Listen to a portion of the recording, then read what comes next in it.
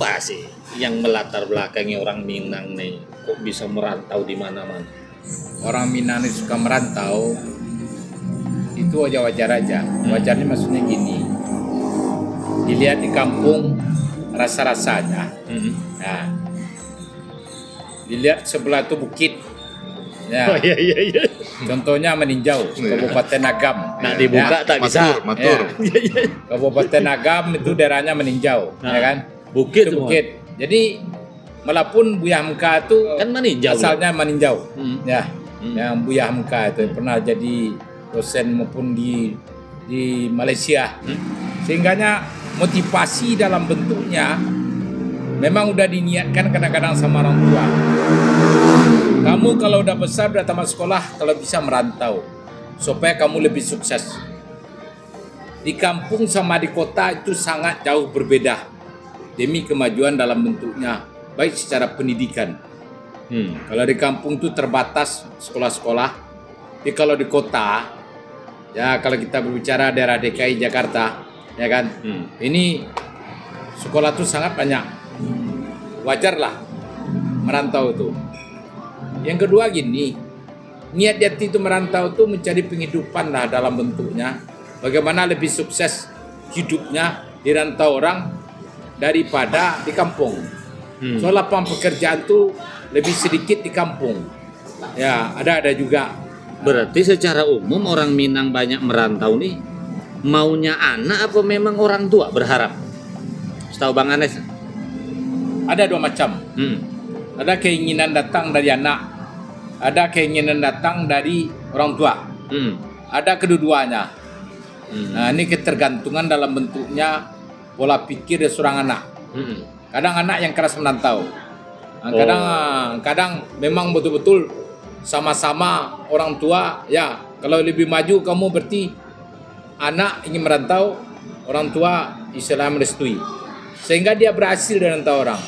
Ya, dari istilahnya dalam bentuk wisata bangkit lah Batang Terandam dalam bentuknya konsepnya Apa di tadi? kampung. Tabangki. Batang Terandam. Apa maksudnya itu? Nah, jadi selama ini mungkin di kampung tuh udah miskin dia. Iya. Ya kalau merantau tuh bisa cara kasarnya cari uang, bisa berhasil dia, ya bisa bikin rumah di rantau orang ya kan, di kota skalanya. Jadi terasa lah nikmatnya dalam bentuknya membesarkan anak. Keberhasilan ini sangat berpengaruh terhadap orang tua. Ya, kalau memang itu karisan dan surat tantangan yang ada sama orang tua maupun dia anak sendiri, itu semua itu udah diatur semikian rupa sama Allah. Manusia adalah perencana. Kalau Sumatera Barat ketika dirantau tuh kan banyak pedagang, ada banyak rumah makan. Apa memang dari kecil itu diajarkan berdagang atau diajari masak? Ini kan rasa Sumatera Barat ini kan walaupun tidak menggunakan satu nama kan beda rasanya. Nah, apa dari kecil tuh sudah diajarkan masak dan dagang? Kira-kira gimana? Ya, anak laki-laki yang ada di Minang, yang di daerah Sumatera Barat khususnya udah diajar dari kecil itu berdagang dari orang tua. Berarti udah ada ilmu dan pengalaman dalam bentuknya orang tua mengajar untuk berdagang. Kalau perempuan itu udah diajar sama emaknya atau ibunya. Nah, dari kecil tuh udah diajar untuk memasak. Sehingganya kepandaian dari yang ada di ibunya itu bagaimana cara masak udah tahu dia dengan belajar sama ibunya. Seperti itulah dalam bentuknya bisa dia berhasil dalam bentuk ya kalau seorang wanita itu dia merantau khususnya ya ke kota, dia merantau ke Batam lalu dia udah ada ilmunya di bidang masak, berarti dia buka restoran. Nah, wajarlah istilahnya dalam bentuknya contohnya rendang, dia udah diajar semikian buka rendang nih, gimana bikin rendang, sehingganya rendang yang ada Sumatera Barat itu berbeda dengan yang lain.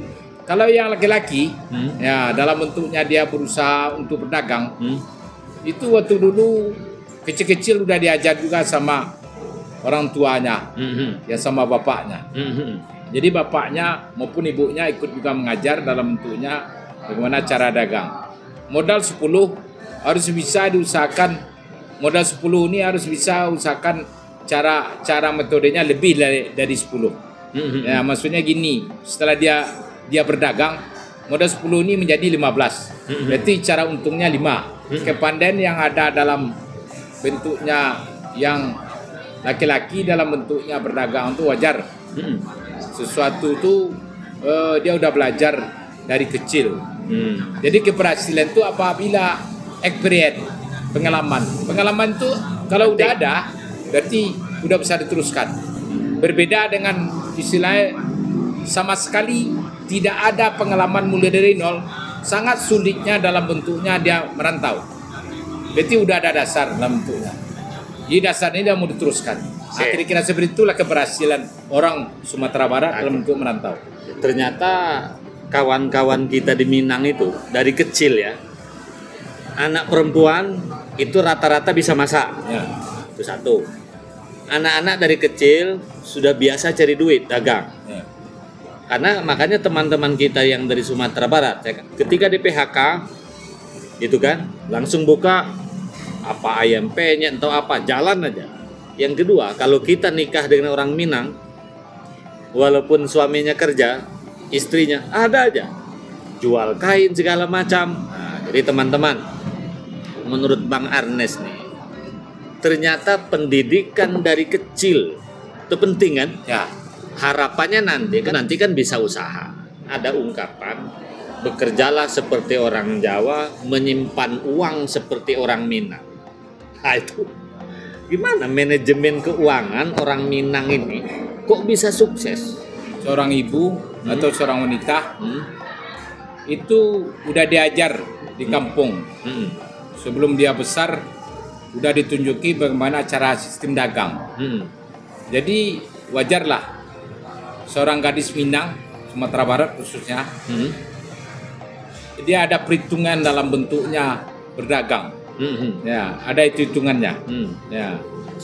Kata orang tua waktu dulu kalau modal 10 jangan dijual kurang dari 10. Nah, harus lebih dari 10. Ke 15 ke 20. Bagaimana metodenya sehingganya barang ini laku.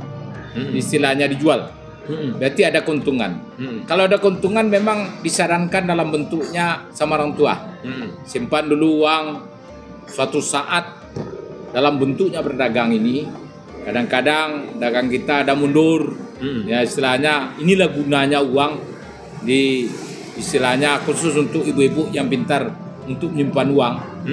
Sesaat dia menganggur, bekerja maupun dagang tidak laku, inilah gunanya uang untuk disimpan. Sehingganya dia bisa pakai dan dia tidak akan meminjam kepada kawan-kawan maupun saudara. Dia berpikir sendiri. Dari sanalah kesuksesan dari orang Minangkabau. Dia sudah dilatih dan dididik semikian rupa sehingganya dia dagang itu beruntung. Oh ya, nanti loh. Berarti Bang, tentang manajemen keuangan pun ketika mendidik dari kecil itu sudah dikasih tahu. Udah dikasih tahu. Udah ya. Seperti ini caranya sistem manajemen. Ya. Jadi kalau dibelinya 10, kalau dijualnya 8 contohnya, itu rugi dalam hitungan. Nah, jadi apapun bentuknya, kalau sistem dagang, contohnya 1 bulan dihitung dari modal maupun setelah 1 bulan itu berapa keuntungan. Ada yang sistem kerjasama, ada sistemnya yang langsung dikelola sendiri, sehingga dia bisa mendapatkan untung dalam bentuknya 1 bulan itu. Nah itu yang paten, yang berpikir dengan cara berdagang. Ya artinya kan ada ungkapan, orang Minang nih pelit-pelit. Sebenarnya bukan pelit ya, strategi mengatur keuangan supaya tidak rugi.